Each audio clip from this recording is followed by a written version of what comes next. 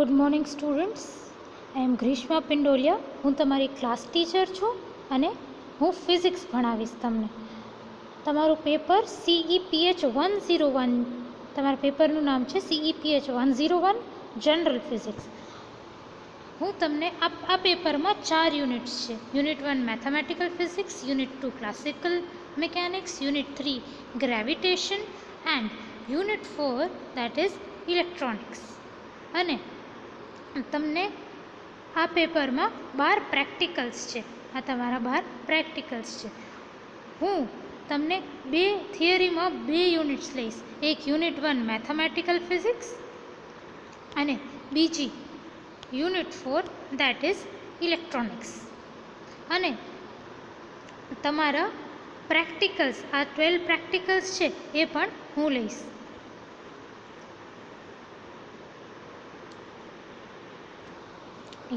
આપણે આજે unit 1 mathematical physics start કરશું. હવે રેફરન્સ બુક કે ટેક્સ્ટ બુક જે આ યુનિટ માટે વાપરેલી છે એ છે ક્લાસિકલ મિકેનિક્સ બાય તકવાલે એન્ડ પુરાનિક. આ ટેક્સ્ટ બુકની સોફ્ટ કોપી મેં તમને ગ્રુપમાં મોકલેલી છે, જોઈ લેજો. અને આપણે આ બુકમાંથી જ સ્ટડી કરશું.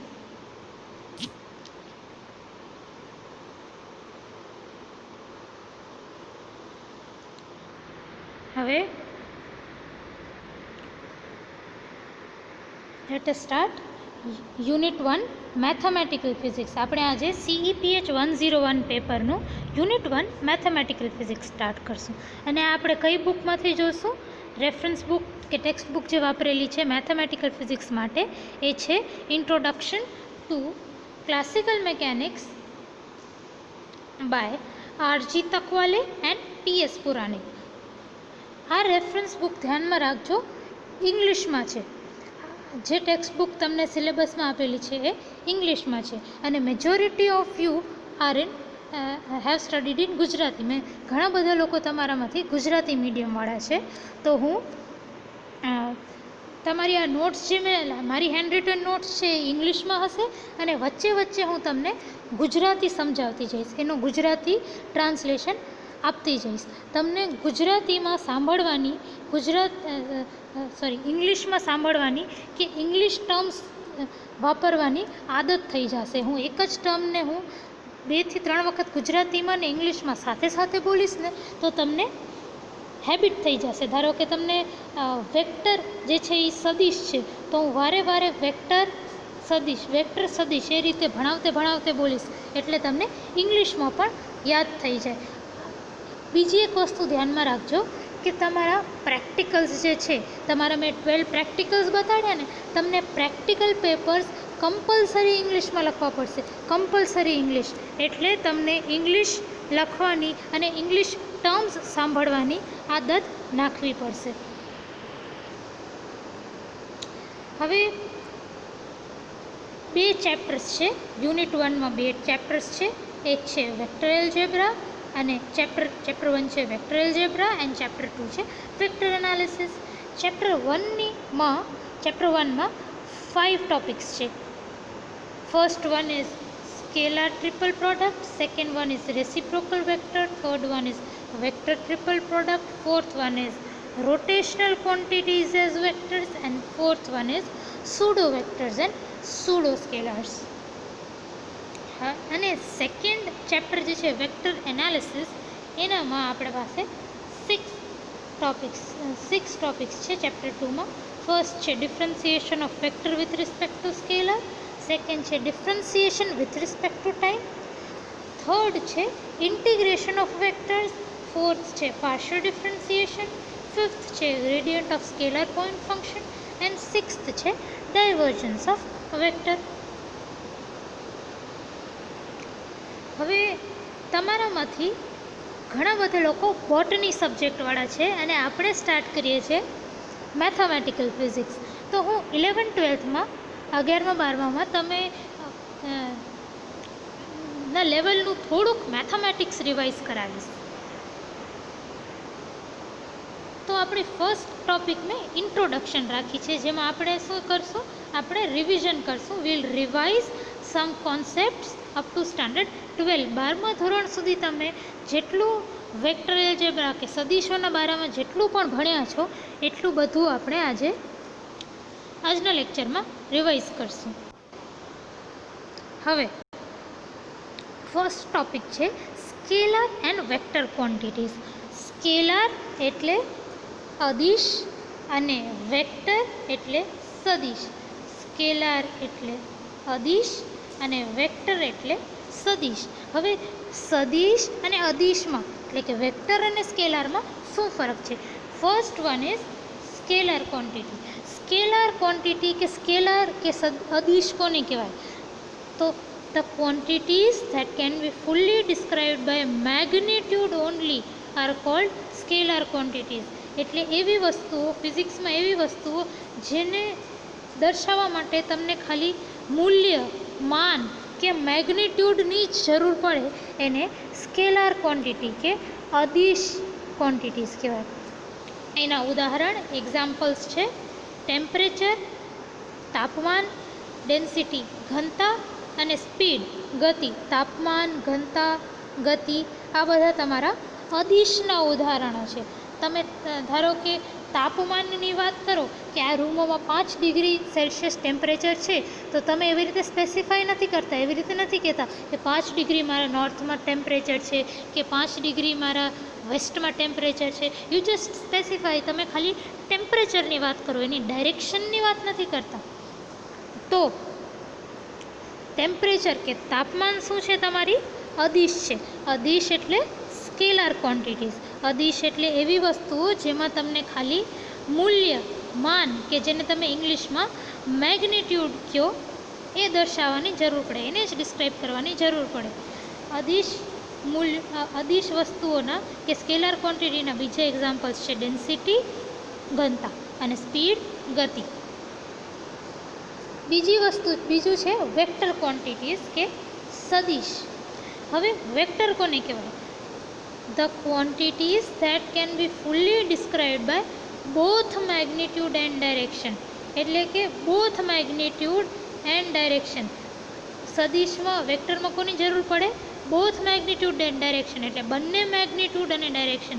મેગ્નિટ્યૂડ એટલે મૂલ્ય કે માન અને ડાયરેક્શન એટલે દિશા.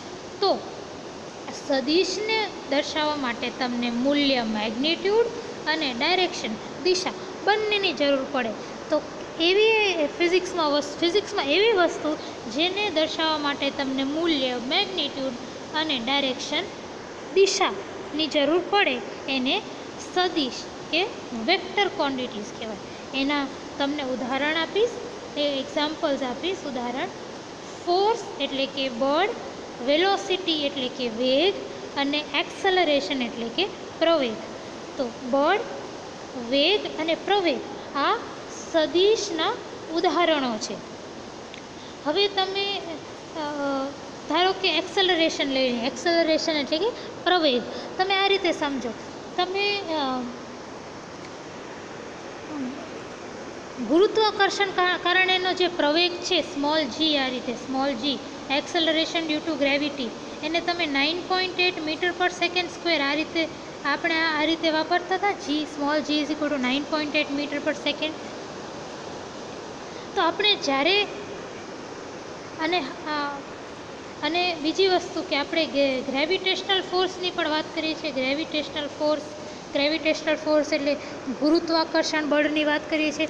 ગુરુત્વાકર્ષણ બળ આપે જ્યારે કંઈ ત્યારે આપણે શું કહીએ કે બળ લાગે છે કોઈ પણ વસ્તુ પર, ગુરુત્વાકર્ષણ બળ કઈ બાજુ લાગે? પૃથ્વીની બાજુ. પૃથ્વીમાં આપણી બાજુ, નીચેની બાજુ. એટલે કે આપણે જ્યારે ગુરુત્વાકર્ષણ બળની વાત કરીએ ત્યારે આપણે ત્યારે આપણે દિશા પણ, ડાયરેક્શન પણ સ્પેસિફાઈ કરીએ છીએ. દિશા કઈ છે? તો નીચેની બાજુ. નીચેની બાજુ એટલે આપણા અર્થની બાજુ ડાયરેક્શન હોય. હંમેશા ફોર્સ ઓફ ગ્રેવિટી, ગુરુત્વાકર્ષણ બળની ડાયરેક્શન આમ નીચેની બાજુ હોય. એટલે આપણે દિશા પણ દર્શાવીએ છીએ. ખાલી આપણે એમ નથી કહેતા કે બળ આટલું જ છે, બળ 2 ન્યૂટન છે કે 4 ન્યૂટન છે કે કાંઈ પણ બળ છે.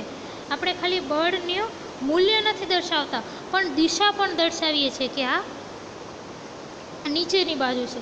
એટલે આપણું જે બળ છે, બળ કેવું છે? સદિશ. આટલી વસ્તુ સમજાણી. હવે આપણે સદિશને કે વેક્ટરને કેવી રીતે દર્શાવીએ? કોઈ પણ સદિશને, ધારો કે તમારું આ એક વેક્ટર એ છે, બરાબર? જો પી અને ક્યુના વચ્ચે મેં એક વેક્ટર એ દોર્યો છે. કોઈ પણ એ જે છે એ વેક્ટર હોય તો એને તમે કેવી રીતે લખો? વેક્ટર એ. આ રીતે લખો. કોઈ પણ એ હોય એ ધારો કે વેક્ટર છે તો તમે એને કાં તો વેક્ટર એ આ રીતે લખો, કાં પછી ટૂંકમાં તમે આ રીતે પણ લખી શકો, એ અને એના ઉપર એરો. એ અને એના ઉપર એરો છે એનો મતલબ તમને શું વાંચવાનું? એ અને એના ઉપર એરો તમને આવે તો તમને વાંચવાનું વેક્ટર એ. તમને કોઈ પણ મૂલ્ય, કોઈ પણ બી આપેલો હોય, બીના ઉપર એરો હોય તો તમને કઈ રીતે વાંચવાનું? વેક્ટર બી. સી અને એના ઉપર એરો તો vector C, and so on. તો તમને કોઈ પણ એવી કંઈક વેલ્યુ આપેલી હોય, એના ઉપર એરો આપેલું હોય તો તમને વાંચવાનું વેક્ટર એ. હવે પ્રોડક્ટ ઓફ ટુ વેક્ટર્સ, બે સદિશનો પ્રોડક્ટ એટલે ગુણાકાર અને વેક્ટર એટલે સદિશ. તો કોઈ પણ બે સદિશોનો ગુણાકાર કઈ રીતે થઈ શકે એ જોશું. So will see the product of two vectors. Now હવે તમે 11th-12thમાં જોયું હશે કે વેક્ટર્સ જે છે, વેક્ટર્સના પ્રોડક્ટ બે રીતે થાય, ગુણાકાર બે રીતે થાય. એક તો ડોટ પ્રોડક્ટ હોય અને બીજો હોય ક્રોસ પ્રોડક્ટ. ડોટ પ્રોડક્ટ અને ક્રોસ પ્રોડક્ટ, આ બે વસ્તુ આપણે જોઈ છે. આપણે થોડુંક ડોટ પ્રોડક્ટ અને ક્રોસ પ્રોડક્ટને રિવાઇઝ કરશું. તો ડોટ પ્રોડક્ટને સ્કેલાર પ્રોડક્ટ પણ કહેવાય, ડોટ પ્રોડક્ટને સ્કેલાર પ્રોડક્ટ પણ કહેવાય. નાઉ the scalar or dot product of two vectors a and b is defined as a dot b is equal to ab cos theta. હવે કોઈ પણ બે તમને સદિશ વેક્ટર્સ, આ જો વેક્ટર એ અને વેક્ટર બી આપેલા છે અને એ બંને વેક્ટર વચ્ચે એંગલ થીટા છે, તો એ બંનેનો ડોટ પ્રોડક્ટ કેવી રીતે લખશો? આ રીતે, A dot B is equal to A B cos theta. એમાં આ એ બી શું છે? A and B are scalar magnitudes of vector A and vector B. એટલે વેક્ટર A નું મૂલ્ય હશે એને આપણે કઈ રીતે લખશું? એ આ રીતે. અને વેક્ટર B નું મૂલ્ય હશે એને આપણે કઈ રીતે લખશું? ખાલી B આ રીતે. તો આ A અને આ B શું છે? આ A અને B છે વેક્ટર A અને વેક્ટર B ના મેગ્નિટ્યુડ્સ કે મૂલ્યો. અને એ અને B, A into B cos theta. એમાં થીટા શું છે? એ અને બીના વચ્ચે જે એંગલ છે. So A theta is the angle between the two vectors A and B. Now dot product હંમેશા સ્કેલાર હોય. એ ડોટ બી છે ને, એ ડોટ બીની કોઈ ડાયરેક્શન નહીં હોય, એ ડોટ બીની કોઈ દિશા નહીં હોય, એ ડોટ બી ની કોઈ દિશા નહીં હોય, ખાલી મૂલ્ય હશે. એટલે એ ડોટ બી કેવું કહેવાશે? સ્કેલાર કહી શકાશે. એ ડોટ બી હંમેશા અદિશ હશે. તો આપણે ડોટ પ્રોડક્ટને સ્કેલાર પ્રોડક્ટ પણ કહીએ છીએ, બરાબર? હવે dot product is also commutative. Commutative એટલે શું? કોમ્યુટેટિવ એટલે A dot B is equal to B dot A. તમે એ ડોટ બી કરો કે બી ડોટ એ કરો, કોઈ ફરક નથી પડતો, બંને સરખા છે. Let the two vectors, vector A and vector B, B perpendicular to each other. Perpendicular એટલે લંબ. હું ક્યારે પણ પરપેન્ડિક્યુલર, નોર્મલ પરપેન્ડિક્યુલર કે નોર્મલ શબ્દનો ઉપયોગ કરું ત્યારે તમને સમજવાનું કે હું લંબની વાત કરું છું. લંબ. અહીંયા મેં શું કીધું છે? Let the two vectors, vector A and vector B, B perpendicular to each other એટલે એકબીજા સાથે લંબમાં છે. આ જો મેં અહીંયા દોર્યું છે, વેક્ટર એ અને વેક્ટર બી એકબીજા જોડે લંબમાં છે. તો એના વચ્ચે બે લંબ રેખાઓના વચ્ચે એંગલ કેટલું હોય? Angle theta is equal two 90 degree. 90 degree હોય એટલે લંબ કહેવાય એને. તો હવે ધ્યાનમાં રાખજો કે હું હવે જ્યારે પરપેન્ડિક્યુલર કે નોર્મલ શબ્દનો પ્રયોગ કરું ત્યારે હું લંબની વાત કરું છું. પરપેન્ડિક્યુલર એટલે લંબ. હવે A dot B is equal to A B cos theta થાય. તો A dot B is equal to A B cos theta છે. હવે થીટા કેટલું છે? 90. તો અહીંયા થીટાની જગ્યાએ મેં 90 લખી દીધું. તમને ખબર છે કે cos theta cos 90 is equal to 0. તો અહીંયા કોસ 90ની જગ્યાએ મેં 0 પુટ કર્યું. A B into 0 is nothing but 0. તો A dot B is equal A dot vector B is equal to 0. તો તમને શું સમજાણું આમાંથી? કે કોઈ પણ બે સદિશ, કોઈ પણ બે વેક્ટર્સ એ અને બી એકબીજા સાથે પરપેન્ડિક્યુલર કે લંબ હોય ત્યારે એનું ડોટ પ્રોડક્ટ કેવું હોય? 0. કોઈ પણ બે લંબ સદિશનું ડોટ પ્રોડક્ટ 0 હોય. In this case, vectors A and B are said to be orthogonal to each other. Orthogonal. હવે તમને નવો વર્ડ આવ્યો. નવો વર્ડ શું છે? ઓર્થોગોનલ. ઓર્થોગોનલનો મતલબ પણ એ જ છે, પરપેન્ડિક્યુલર કે લંબ.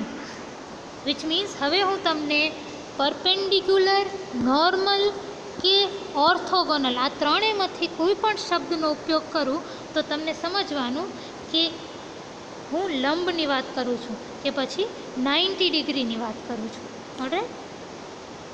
If the vectors A and B are parallel, અગર બે સદિશ એકબીજા સાથે પેરેલલ કે પેરેલલ એટલે સમાંતર, કોઈ પણ બે સદિશ સમાંતર હોય, જો સમાંતર આ વેક્ટર એ અને વેક્ટર બી બંને પેરેલલ છે, બંને સમાંતર રેખાઓ છે, તો શું થાય?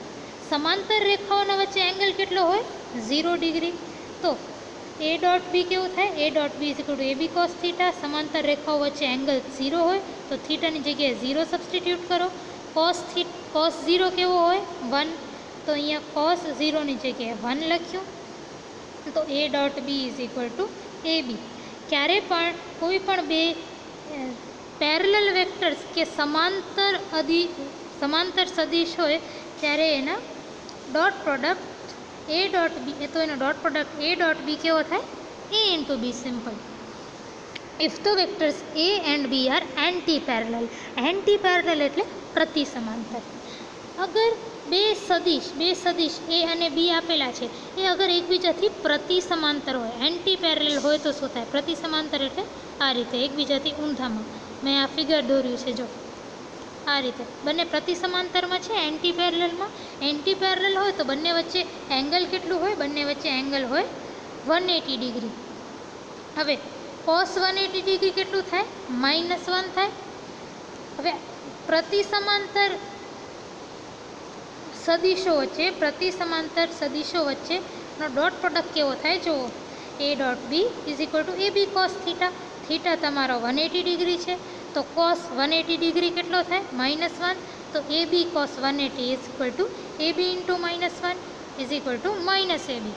તો A dot B is equal to -A B. તો કોઈ પણ બે વેક્ટર્સ એ એન્ડ બી અગર એન્ટી પેરેલલ હોય તો એનો dot product A dot B કેવો થાય? -એ બી.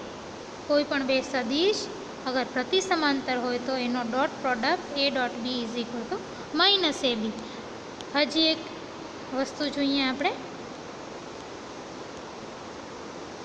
હા, હવે કોઈ પણ સદિશ હોય એનું હું એના પોતાના સાથે ડોટ પ્રોડક્ટ કરું તો એ છે એનું હું ડોટ પ્રોડક્ટ એના પોતાના જ સાથે કરું તો શું થાય? તો કેવું થાય? A dot B is A B cos theta. તો આ કેવું થશે? A into A cos theta. આ જે લખ્યું છે A into A cos theta, આના જેવું થશે. હવે તમે જુઓ, એ વેક્ટર સદિશ એ જે છે પોતાના સાથે તો સમાંતર હશે, પેરેલલમાં હશે. અહીંયા જો દોર્યું છે મેં, તો આ બે વચ્ચે એંગલ કેટલું છે? થીટા 0 છે. તો થીટાની જગ્યાએ મેં 0 પુટ કર્યું. તો એ ઇન્ટુ એ કેટલું થઈ જશે? એ સ્ક્વેર. અને કોસ થીટાની જગ્યાએ કોસ 0. હવે કોસ 0 કેટલું હોય? 1. તો આ કોસ 0ની જગ્યાએ અહીંયા 1 લખશું. તો એ ડોટ એ કેવું થશે? એ સ્ક્વેર. તો આપણે શું કહી શકશું કે કોઈ સદિશનો પોતાના સાથે ડોટ પ્રોડક્ટ કરો, એ ડોટ એ કરો તો શું આવે? એનો સ્ક્વેર. તો આપણે ડોટ પ્રોડક્ટની 4 ખાસિયતો જોઈ. કઈ કઈ જોઈ? કે અગર બે સદિશ બે વેક્ટર્સ જે છે એ પરપેન્ડિક્યુલર કે લંબમાં હોય તો એ બંનેનો ડોટ પ્રોડક્ટ 0 થાય. અગર કોઈ પણ બે વેક્ટર્સ ઓર કોઈ પણ બે સદિશ એકબીજાથી પેરેલલ કે સમાંતરમાં હોય તો એનો dot product A dot B A into B થાય. પછી કોઈ પણ બે વેક્ટર્સ એ અને બી, કોઈ પણ બે સદિશ એ અને બી એન્ટી પેરેલલ કે એકબીજા સાથે પ્રતિ સમાંતર હોય તો એનો dot product A dot B minus A B થાય.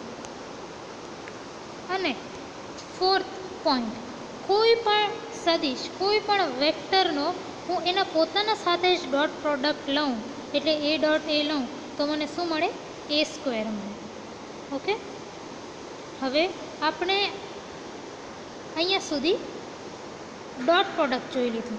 હવે આપણે ક્રોસ પ્રોડક્ટ ઓફ 2 વેક્ટર્સ જોઈશું. કોઈ પણ બે વેક્ટરનું ક્રોસ પ્રોડક્ટ. તો vector or cross product of any 2 vectors A and B is vector C. એટલે તમે કોઈ પણ, પહેલાં તો તમે ક્રોસ પ્રોડક્ટને આ રીતે દર્શાવો, એ ક્રોસ બી, અને એ ક્રોસ બી ને તમે વેક્ટર સી તરીકે આ રીતે દર્શાવી શકો. તો અને ડોટ પ્રોડક્ટ છે ને, ડોટ પ્રોડક્ટ આપણું સ્કેલર હતું. ડોટ પ્રોડક્ટની કોઈ દિશા નથી, પણ ક્રોસ પ્રોડક્ટની છે ને કંઈક દિશા હશે, કંઈક ડાયરેક્શન હશે. એટલે આપણે એને, જે પણ વસ્તુની દિશા હોય ને આપણે વેક્ટર કહીએ. એટલે આપણે ક્રોસ પ્રોડક્ટને વેક્ટર પ્રોડક્ટ પણ કહેશું. હવે મેં કીધું કે એ ક્રોસ બી આપણો ક્રોસ પ્રોડક્ટ છે, એ ક્રોસ બી એ તમારો વેક્ટર છે. A cross B is equal to C.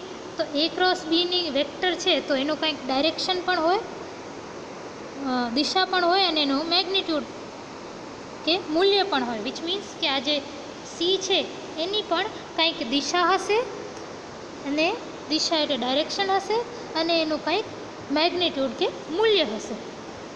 મૂલ્ય કે માન જે પણ કહેવાય. હવે vector C is in the direction perpendicular to the plane found by A and B. હવે જે આપણે A cross B is equal to C, અને જે સીની દિશા છે એ કેવી છે? વેક્ટર છે તો ઓબ્વિયસલી દિશા તો હશે જ. તો વેક્ટર સીની દિશા કેવી છે? જે આ જો એ અને બી એક કંઈક સમતલ, કંઈક પ્લેન બનાવે છે. પ્લેન એટલે સમતલ. તો વેક્ટર એ અને બી જે સમતલમાં છે ને એનાથી પરપેન્ડિક્યુલર, એનાથી લંબમાં, એનાથી પરપેન્ડિક્યુલરમાં હંમેશા હશે.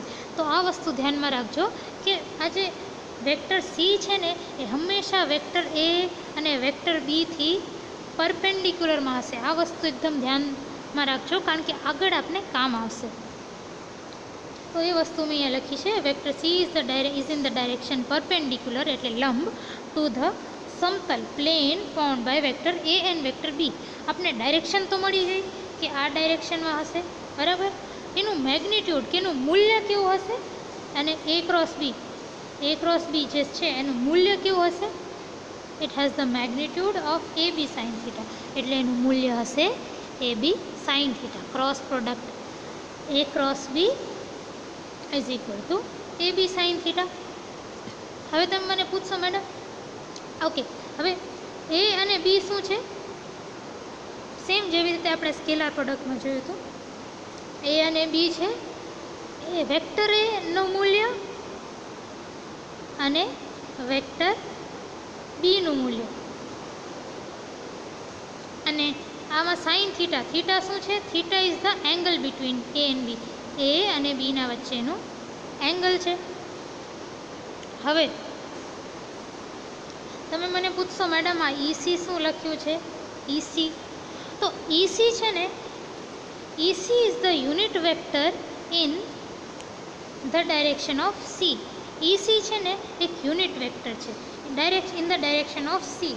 એટલે સીના ડાયરેક્શનમાં જે વેક્ટર સી છે ને એની દિશામાં, એની ડાયરેક્શનમાં આપણે એક નાનકડો આપણે યુનિટ વેક્ટર દોર્યો છે. યુનિટ વેક્ટર એટલે શું? યુનિટ વેક્ટર એટલે એવો વેક્ટર જેનું મેગ્નિટ્યુડ 1 હોય. યુનિટ વેક્ટર એટલે એવો સદિશ જેનું મૂલ્ય 1 હોય. ઓકે, તો EC આ છે. EC is a unit vector, જેનું which is in the direction of vector C, એટલે વેક્ટર C ની દિશામાં છે. અને EC નું મૂલ્ય કેવું છે, મેગ્નિટ્યુડ કેવું છે, 1. આ વસ્તુ ધ્યાનમાં રાખજો. હવે જેમ સ્કેલર પ્રોડક્ટ કોમ્યુટેટિવ હતું, ખબર છે, A dot B is equal two B dot A. આપણે કહેતા હતા સ્કેલર પ્રોડક્ટ કોમ્યુટેટિવ છે. તો હવે આપણે જોશું શું ક્રોસ પ્રોડક્ટ કોમ્યુટેટિવ છે. ક્રોસ પ્રોડક્ટને કોમ્યુટેટિવ હોવા માટે શું કરવું પડે? A cross B is equal two B cross A. અગર ક્રોસ પ્રોડક્ટ કોમ્યુટેટિવ હોય તો A cross B is equal two B cross A થાય. પણ A ક્રોસ B અને B ક્રોસ A સરખા નથી, એટલે આપણે કહી શકીએ કે cross product is known commutative. A cross B અને B ક્રોસ A સરખા નથી, એટલે આપણે એને નોન કોમ્યુટેટિવ કહીએ. Actually A cross B is equal two minus B cross A. એ જો અહીંયા જો A ક્રોસ Bની દિશા આ છે અને B ક્રોસ Aની દિશા આ છે, એટલે બે એકબીજાને સરખા નથી, બે ઊંધા છે. તો આપણે બંને એકબીજાને ઊંધા છે જો, એટલે આપણે અહીંયા માઇનસની સાઇન લગાવીએ છીએ. A cross B is equal two minus B cross A. That is why આપણે કહીએ છીએ કે ક્રોસ પ્રોડક્ટ જે છે એ કોમ્યુટેટિવ નથી. હવે થોડીક આપણે એની જનરલ પ્રોપર્ટીઝ જોશું. ધારો કે કોઈ પણ બે વેક્ટર A ને B છે અને એ બંને એકબીજા સાથે પરપેન્ડિક્યુલર કે લંબમાં છે. જો અહીંયા મેં દોર્યું છે એ રીતે વેક્ટર A અને વેક્ટર B એકબીજા સાથે લંબમાં છે, તો બંને વચ્ચે એંગલ કેટલો હશે? Theta is equal two theta angle 90 degree હશે. બરાબર. તો હવે A ક્રોસ B કેટલું છે? A cross B is AB sine theta. Theta આપણો 90 ડિગ્રી છે, તો AB સાઇન 90. સાઇન 90 કેટલો થાય? Sine 90 is equal to sine 90 degree is equal to 1. તો આ સાઇન 90ની જગ્યાએ અહીંયા 1 સબસ્ટિટ્યૂટ કરો તો શું બચે? A cross B is equal to AB. તો કોઈ પણ બે વેક્ટર્સ પરપેન્ડિક્યુલર કે લંબમાં હોય તો એનો cross product A cross B કેટલો થાય? Simple, A into B. હવે if the two vectors A and B are parallel or anti parallel, કોઈ પણ બે વેક્ટર A અને B એકબીજા સાથે સમાંતર કે પ્રતિ સમાંતરમાં હોય તો શું થાય? અગર કોઈ પણ બે સદિશ A અને B એકબીજા સાથે સમાંતર હોય તો થીટા કેવું થાય? 0. તો ત્યારે તમારો cross product A cross B કેવો થશે? AB sine theta. Sign theta, હવે થીટા કેટલો છે? સમાંતર કે પેરેલલ વેક્ટર્સમાં સાઇન થીટા 0 છે, તો તમારું AB સાઇન 0 થશે. Sine 0 is nothing but 0. તો તમે અહીંયા આની જગ્યાએ 0 પુટ કરી શકશો, તો AB into 0 is equal to 0. તો કોઈ પણ બે વેક્ટર્સ જ્યારે પેરેલલમાં કે સમાંતર હોય ત્યારે એનો ક્રોસ પ્રોડક્ટ 0 થાય. કોઈ પણ બે વેક્ટર્સ A અને B અગર પ્રતિ સમાંતર કે એન્ટી પેરેલલ હોય ત્યારે શું થાય જુઓ. પ્રતિ સમાંતર રેખાઓ વચ્ચે એન્ટી પેરેલલ વેક્ટર્સ વચ્ચે થીટા જે છે એ કેટલો હશે? 180. હવે સાઇન, તો A ક્રોસ B પ્રતિ સમાંતર સદિશો વચ્ચેનો ક્રોસ પ્રોડક્ટ કેવો હશે? A cross B is equal to AB sine theta is equal to AB sine 180 degree. હવે સાઇન 180 ડિગ્રી કેટલું થાય? સાઇન 180 ડિગ્રી પણ 0 થાય. તો અહીંયા મેં આની જગ્યાએ 0 પુટ કરું તો AB ઇન્ટુ 0 કેટલું થાય? 0. તો કોઈ પણ બે એન્ટી પેરેલલ વેક્ટર્સનો ક્રોસ પ્રોડક્ટ કેટલો થાય? 0. કોઈ પણ બે પ્રતિ સમાંતર સદિશોનો ક્રોસ પ્રોડક્ટ 0 થાય. એટલે તમે શું સમજ્યા કે કોઈ પણ બે સદિશ હોય, કોઈ પણ બે વેક્ટર્સ હોય A અને B, અગર એ એકબીજા સાથે પેરેલલ, સમાંતર કે પ્રતિ સમાંતર હોય, પેરેલલ કે એન્ટી પેરેલલ હોય, તો એ બંને કેસમાં ક્રોસ પ્રોડક્ટ 0 થશે. A ક્રોસ B 0 થશે. જુઓ, cross product of a vector with it self is 0. એટલે હવે આપણે શું કરશું કે કોઈ પણ વેક્ટર હોય, વેક્ટર A એનું પોતાના સાથે જ ક્રોસ પ્રોડક્ટ લેશું. એનું ક્રોસ પ્રોડક્ટ અને પોતાના સાથે એટલે એ ક્રોસ એ. તો કેવું થઈ જાય? એ ક્રોસ એ. એ ક્રોસ એ કેવું થાય? એ સાઇન થીટા. એ ક્રોસ બી કેવું થાય? એ બી સાઇન થીટા. તો એ ક્રોસ એ કેવું થાય? A into A sine theta. A into એ તમારો એ સ્ક્વેર થઈ જશે. અને આ જો બંને સમાંતરમાં છે એ અને એ, તો થીટા કેટલું હશે? 0. તો આ સાઇન થીટાની જગ્યાએ સાઇન 0 લખી નાખ્યું. હવે આપણે ખબર છે કે sine 0 is equal to 0. Sine 0 degree કેટલું હોય? 0 જ હોય. તો એ સ્ક્વેર સાઇન 0 ઇઝ 0. તો A cross A is equal to 0. કોઈ પણ વેક્ટરનું, કોઈ પણ સદિશનું પોતાના સાથે જ ક્રોસ પ્રોડક્ટ લો એ ક્રોસ એ જેવું, તો એ 0 થાય. તો આજે હમણાં આપણે વેક્ટર્સના પણ 4 એવી ક્વોલિટીઝ છે. એક કે જ્યારે પણ તમારા બે વેક્ટર્સ, બે સદિશ એકબીજા સાથે પરપેન્ડિક્યુલર કે લંબમાં હોય ત્યારે એ બંનેનું ક્રોસ પ્રોડક્ટ એ ક્રોસ બી શું થઈ જાય? એ ઇન્ટુ બી. પછી શું જોયું આપણે? સેકન્ડ પોઈન્ટ કે કોઈ પણ બે સદિશ, કોઈ પણ બે વેક્ટર્સ એકબીજા સાથે પેરેલલ, સમાંતર કે એન્ટી પેરેલલ, પ્રતિ સમાંતર હોય ત્યારે એ બંનેના ક્રોસ પ્રોડક્ટ કેવા થાય? એ બંને કેસીસમાં ક્રોસ પ્રોડક્ટ કેવા થાય? 0. અને છેલ્લી વસ્તુ આપણે શું જોઈ હમણાં? કે કોઈ પણ સદિશનો પોતાના જ સાથે ક્રોસ પ્રોડક્ટ કરો એટલે કે એ ક્રોસ એ કરો તો તમને 0 આવે. So A cross A is equal to 0. આ આપણે થોડુંક ઇન્ટ્રોડક્શન લેક્ચર લીધું. નેક્સ્ટ લેક્ચરથી હું તમારો ચેપ્ટર 1 વેક્ટર એલ્જેબ્રા સ્ટાર્ટ કરીશ. Thank you.